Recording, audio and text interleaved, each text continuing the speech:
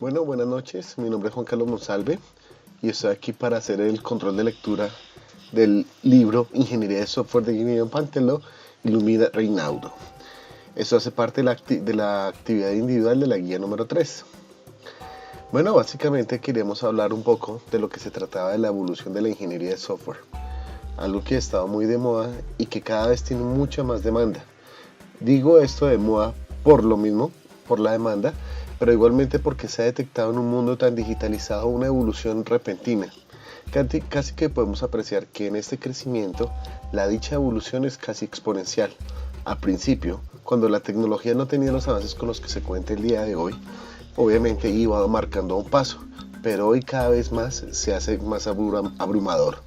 Por ejemplo, si uno puede analizar rápidamente la cantidad de páginas web que se crean hoy día a comparación de lo que se creaban en algunos años. Obviamente, por eso lo digo, es de moda y aparte prácticamente es una necesidad del día a día. Hablando un poco de lo que es la evolución del software, podemos mirar y dividirlo a grandes modos por décadas. Empezamos con la industria un poco militar, que para mejorar los tiros y la tecnología de los radares, se hicieron unas soluciones. Estas soluciones eran un software, pero era netamente dependiente y estaba limitado por la tecnología de la época.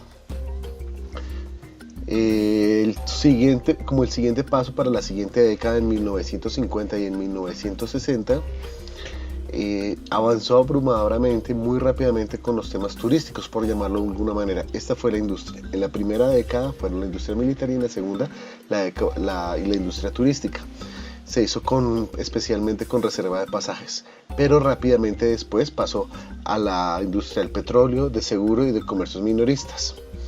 Aquí ya se empezó a introducir un término que se llaman los lenguajes de alto nivel y también estándares de desarrollo y herramientas en general para poder mejorar y optimizar los procesos de programación. Aquí vemos que los lenguajes, utilizados en este momento eran Fortran, Algol y COBOL. En lo personal, solo había escuchado COBOL hasta el momento.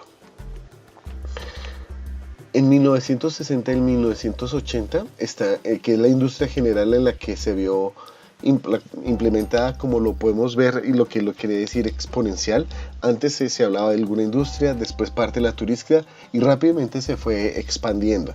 Entonces en 1970 y en 1980 podemos decirlo que se abarcó a toda la industria en general, aunque hacían falta madurar todavía algunas cosas, y madurar me refiero a que el parámetro de comparación es lo que tenemos hoy día. Las herramientas de desarrollo aún tenían mucho por mejorar, pero aún así en esa época fueron los inicios y los pilares de la programación, obviamente también. Aquí ya aparecen lenguajes de programación como Pascal, los inicios de C, después conocido como C#, el concepto de programación estructurada, que luego va a evolucionar. Aquí empiezan por el tipo de programación que se está haciendo, empieza la metodología de cascada. Adicionalmente, y como paralelo a toda esta circunstancia, pero es un concepto muy importante que debemos tener en cuenta, que se crea el estándar de LAN, Local Area Network, bajo la necesidad de que un computador se comunique con otro. Pegado a la mano está el estándar Ethernet y los sistemas operativos que trabajan en base a la comunicación. Esos cuatro últimos conceptos, si nos damos cuenta, su filosofía primordial es poder realizar comunicación entre equipos y hacer trabajo, lo que hoy llamamos trabajo colaborativo.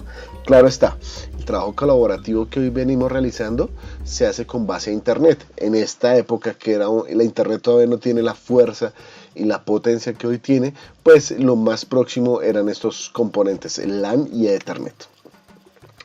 Para la siguiente década, haciendo un salto entre los 90 y los 2000, como lo venimos diciendo, ahora, aparte del desarrollo, está creciendo muy bien, mucho más bien, los enfoques de programación bajo soluciones para la web. Cada vez los clientes piden una solución, una alternativa. Quiero decir con esto es que en algún momento nuestros sistemas de pago se hacían directamente de manera física, o sea, una persona tenía que dirigirse a un banco. Hoy prácticamente todo se puede hacer por internet, tanto los pagos gubernamentales como impuestos y demás tributos, hasta los pagos más simples y más sencillos. Esta necesidad de recaudo, por ejemplo, obliga a que las empresas piensen en alguna solución para que se puedan hacer por la web. En esos casos, desde reservas, compras, hoy todo se puede hacer por la web, haciendo facilidad para los procesos. En esta época se creó el Comité de la Tecnología de la Organización y el Tratado del Atlántico del Norte, creando una disciplina que se encargue de crear sistemáticamente el desarrollo de productos y herramientas para el software. Entonces se busca estandarizar, se busca organizar, se busca poder generalizar y globalizar el desarrollo de software para que sea mucho más fácil. Mientras que antes hablamos de la programación estructurada, aquí ya estamos hablando de programación orientada a objetos. Empiezan a surgir lenguajes como Smalltalk, Ada, C# como una evolución de C. Y algo en particular, en 1981 IBM presenta la primera PC, Personal Computer, y definitivamente explota Internet. De aquí en adelante la mayoría de nosotros puede conocer cómo van evolucionando las tecnologías y cómo los computadores, el hardware va evolucionando. Yo creo que podemos conocer o podemos concluir que en la medida que la relación simbiótica que hay entre hardware y software permite que uno evolucione y el otro igualmente. Claro, en la medida que podemos tener software mucho más potentes que procesen información, volúmenes de información mucho más representativos en menor tiempo posible, hace que, por ejemplo, las industrias de los juegos y de los videojuegos, puedan crecer y incluso antes no teníamos la versión de streaming. Hoy día, como una oportunidad de negocio, tenemos industrias como la de Netflix que permiten y que son como consecuencia de todo esto que estamos hablando, de la evolución de ambas opciones. Ahora, desde más o menos hace 8 años, en el 2010, vemos un importante enfoque en los desarrollos de la nube. El software de bajo costo, se crean software de bajo costo para poderlos masificar y para poderlos ser más incluyentes, que tengan abarcar más población. Yo no sé si esta frase sea verdad, pero recuerdo mucho lo que se la otorgan a Bill Gates, que él soñaba con que en cada hogar hubiera por lo menos un computador. Obviamente yo creo que ya se ha superado en creces este número, y más teniendo en cuenta la evolución de los dispositivos móviles como herramientas de trabajo. Teniendo en cuenta este concepto o esta idea o esta tendencia y el desarrollo de las aplicaciones de la nube, nos hemos dado cuenta, y como lo leí hace poco en un artículo que no lo recuerdo en este momento, alguien decía, somos una generación de suscripción. Entonces ya no estaremos, poco a poco vamos a dejar de utilizar las USBs, por decirlo de alguna manera, y vamos a utilizarlos algún espacio, bien sea gratuito o bien sea pago.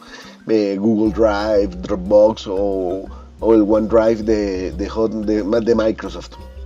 Hay muchísimos, incluso este fin de semana preguntaba, y claro, ya tiene un servicio de espacio en la nube para tal fin. Y Netflix, ya uno puede ver películas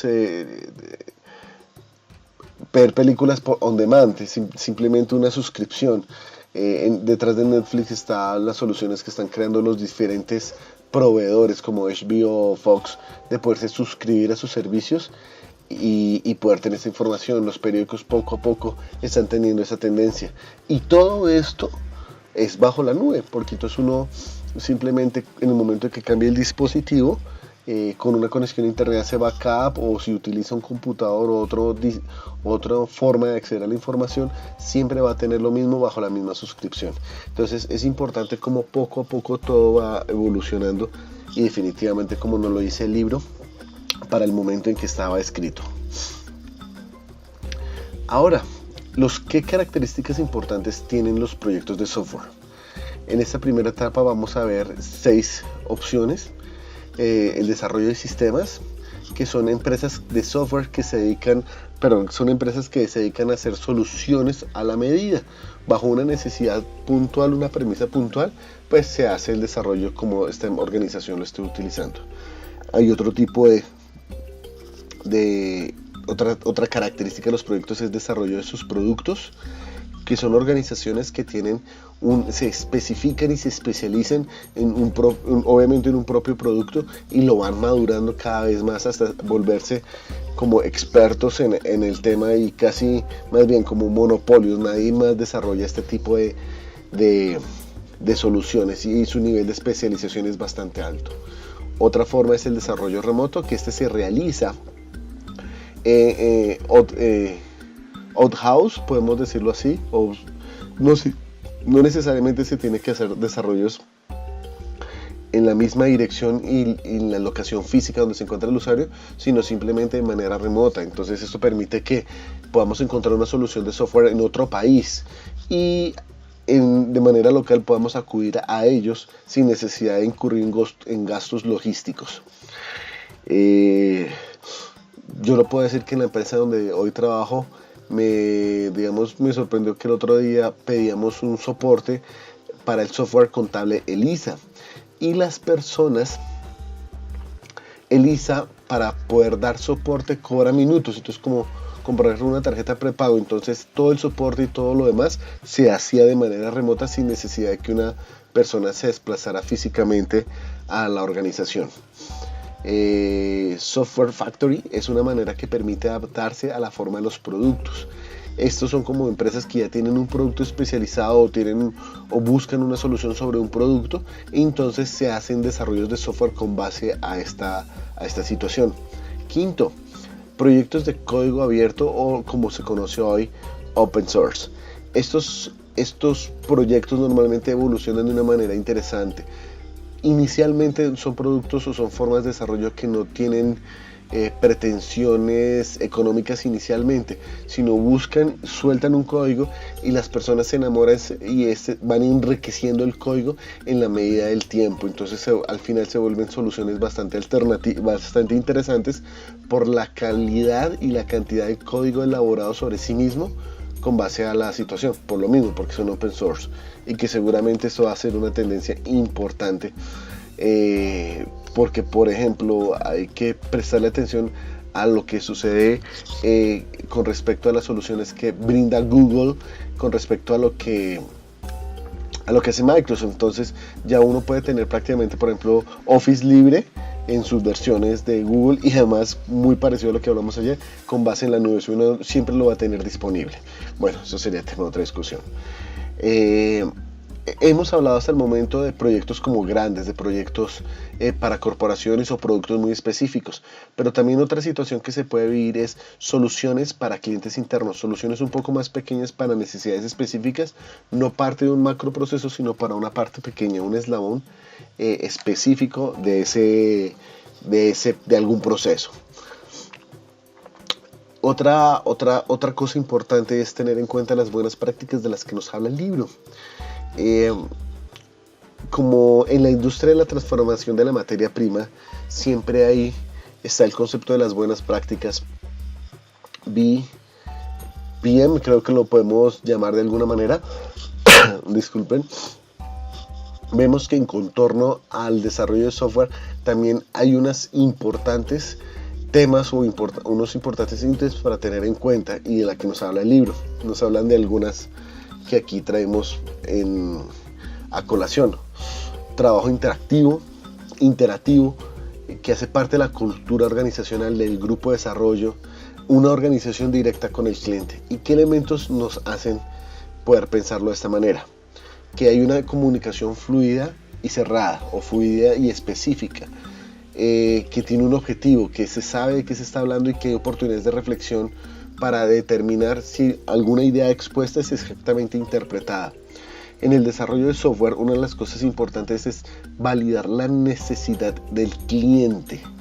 Entonces, muchas veces una cosa puede ser la expectativa generada del cliente, otra cosa su presupuesto, y otra cosa lo que le entendió el analista que hace la entrevista, y finalmente la solución que se le entrega. Entonces, con la comunicación fluida y cerrada podemos pensar en lo que es específicamente, poder determinar los puntos y estar seguro de lo que le estamos ofreciendo al usuario, que estamos entendiendo lo que el usuario está diciendo.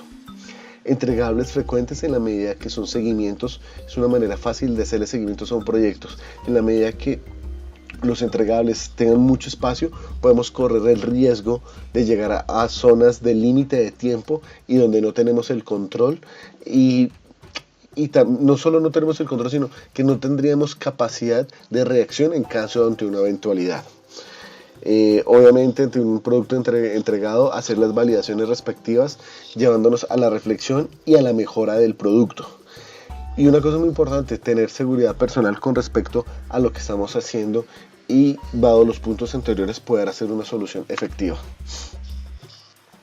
También tenemos como parte de esto focalización en las tareas, que tener acceso al cliente, que el cliente no sea ajeno a todo el proceso, un ambiente de desarrollo con integración entre las áreas o entre las personas obviamente encargadas del mismo proyecto, que la compañía esté involucrada, los líderes de la compañía no vean el proyecto de software como algo lejano, sino que estén inmersos en el proyecto, involucrados, integrados para que puedan conocer y reaccionar ante las diferentes situaciones.